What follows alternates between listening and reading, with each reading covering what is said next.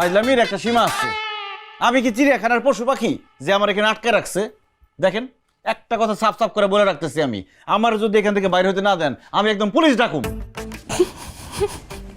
কি ব্যাপার, আপনি হাসতেছেন কেন?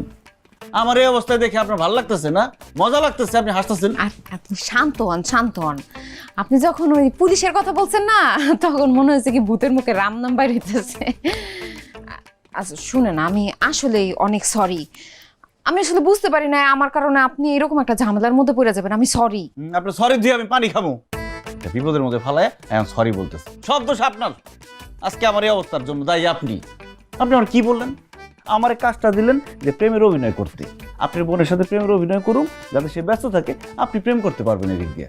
ও মা, যখনই আমি প্রেমের অভিনয় শুরু করলাম আপনি গার্জিয়ান নিয়ে গিয়ে আমার হাতে নাতে ধরাই দিলেন। এখন বলতেছে আমার বলে আবার বিয়ে করতে হবে তার। নাট্য ক্লিপস এন্টারটেইনমেন্ট, বিনোদনের এক অধ্যায়।